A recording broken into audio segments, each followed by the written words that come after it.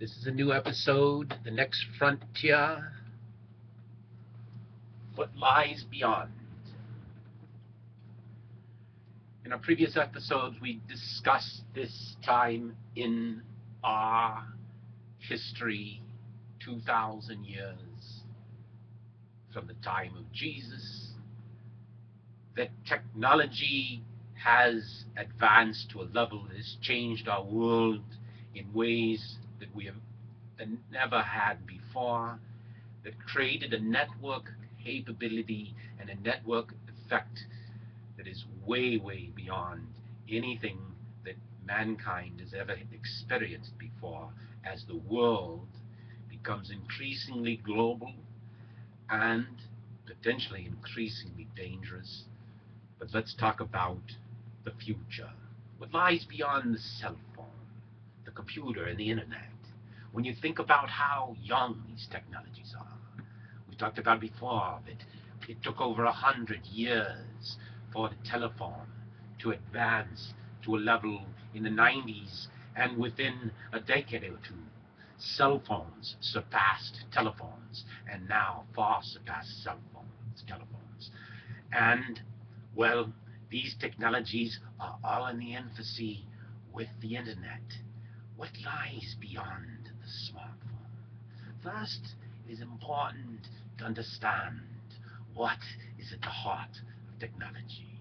When you look at your iPhone, which I don't have here, can't afford one, don't choose to afford one, have no real need for one, or don't choose to have a need for one. But when you look for your iPhone, perhaps you will get your new iPhone 5 that just came orderable today. What's inside of that? What's of value? Well, as you can tell by Apple's profits, and now being one of the most valuable companies in the world, a lot of it is profit. But what's really lying under there is two things: silicon and software, and a little metal. Okay, silicon and software. But the interesting thing is, when you consider those things, silicon is sand, and the cost of building a marginal chip almost approaches zero. So within that sand is also profit. Okay, and software is just code, and its marginal cost of production is almost free. And so when you look at the cost of technologies versus the price of technologies, you'll see there's a drastic gap. Now, today, America benefits greatly over the gap of that intellectual property. But what we must realize, if we're thinking in advance, which we hardly think to do, we just have a hard time thinking beyond a single election cycle. If we think farther into the future, into the coming years, we'll realize that it doesn't take long before the technologies of today become the commodities and well open and free to everybody in the future. And the edges of the American corporations and technology today will diminish over time. But that's not the point of this. But interestingly, these new technologies offer today already the ability to do very interesting things. When I was in 2005 working with an engineering guy on the notion of a public Wi-Fi people's network, owned and operated by the people, for the people, and of the people, and all that kind of thing, with profits to the people. That was our motto: profits to the people. Yes, profits to the people.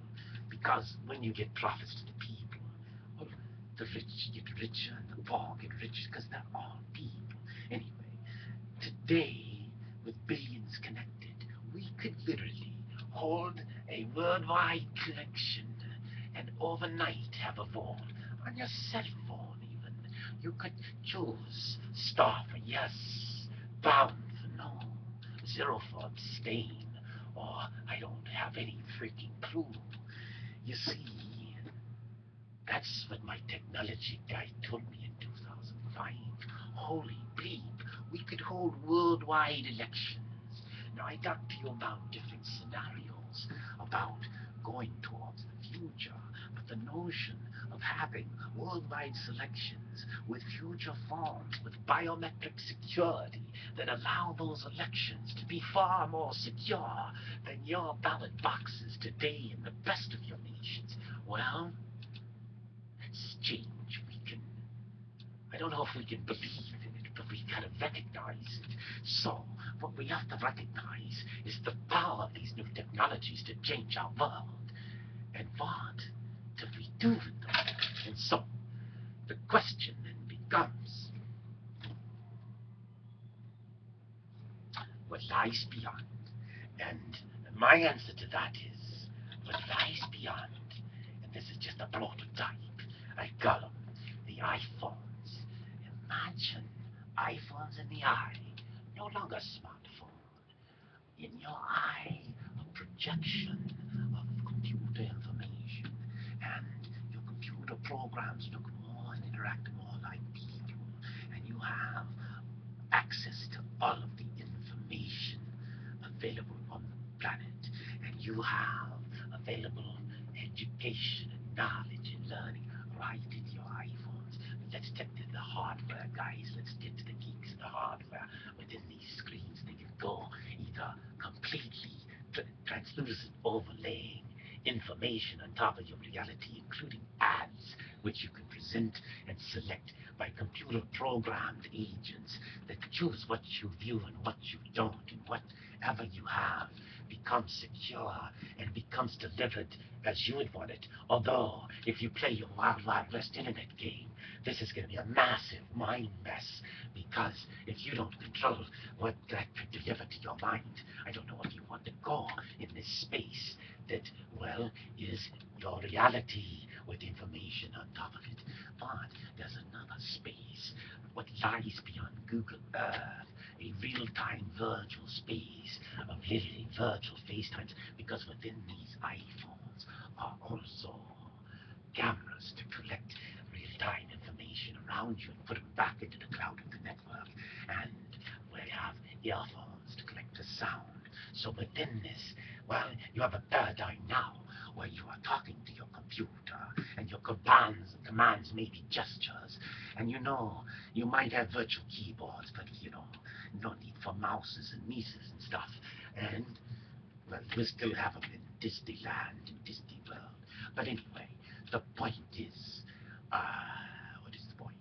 Okay, so your iPhones are now capable of transporting you around the planet and transporting other people around the planet. And well, that could get really disturbing if people transported themselves in the billions to Cairo to protest. This has happened to be a time of protest over the Muslim film. We won't go through that, but this is September something, 2012, shortly after 9/11, 2012. But the point is this brave new world of technology will change things as we know them. But are we going to get ahead of that change or be controlled of that change? And how long will it take for us to realize these iPhones, the technology is almost within our grasp today, and based on current trends, I doubt you'll avoid having this technology in form within the next decade, and I doubt you will continue to use the same kind of flat screen interface that you're used to within the coming 2 decades. I think you'll see the future of computing morph in front of your eyes, in front of your iPhones, actually. But okay, so the problem with a lot of this is we start to get it. We've already seen the technology, the patent laws. You've seen the battle in the billion-dollar lawsuit award with Samsung and Apple. You've seen the patent wars, but see, those patent wars slow our progress, and they also slow our development of new standards. So what kind of standards will we have? Will we have just one Google Earth, or will we have a Microsoft Earth? And what happens when the bounds of these technologies start crossing the bounds of society, start crossing the bounds between our economy and our enterprises and our banking? You see, there are more important things to change in this process than the underlying technology. It's the process of how we manage and govern ourselves. Will we continue to govern ourselves as this broken model? In America, it created a great model of free enterprise, but free enterprise is blocked from doing those things it can do, and public enterprise government does not know how to operate like free enterprise. But we can't allow enterprise to operate with a narrow, blind view of profits and of the economic consequences of their own actions and of poverty around the world. We must create a plan that recapitalizes the entire planet. That's right, a recapitalization plan for the entire planet. And that is where enterprise takes over government. The people buy out the enterprises, and then those enterprises become a part of our government. It doesn't mean we don't have competing enterprises, but the competitors are competing for ourselves, and we have a new ecosystem of enterprise with a new state, not states of governments, but nations that are actually enterprises. Like if you are a global company, imagine those nations or those trading blocks being like sales regions, and the politicians of those nations will be like the salesmen and marketing folks for the enterprise. And the primary goal of this new enterprise will be the fulfillment of the pyramid of human needs.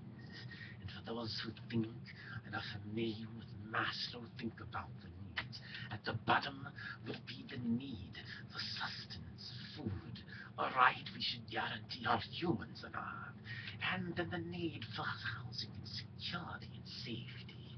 And ultimately, over time, we should extend some degree of healthcare to all of humans on Earth, and then work toward creating a society to allow and proliferate the higher order needs, the love needs, the self-esteem needs, and the self-actualization needs. Only when our society and our enterprise and our virtual iPhone heaven, that's right, because when you create a virtual replica of reality over your own space and time, and then capture that reality in your own space and time, what we're actually creating is the greatest movie of all time. It's the movie of the history, the future of Earth. Because as soon as we start recording that reality on a global basis and feeding it back into cloud, we will have a record of our present and our history as we move forward, and we can create and recreate our history and build fantasy realities within our present and our future and our history. We can, within this heaven of mind, create an area for knowledge and art and learning beyond human comprehension. We can unleash the power of computing to compute beyond the power of the single, even a collective human mind. That computer can calculate to you and to me right today that we have the power to build an economy. We have the power right now to create 10% annual GDP global growth overnight. We have the power to grow and double our planet's economy within 2 decades easily, maybe 5 years, maybe less. Our power is as infinite as our ability to choose the will to use it. Do you have the will to power?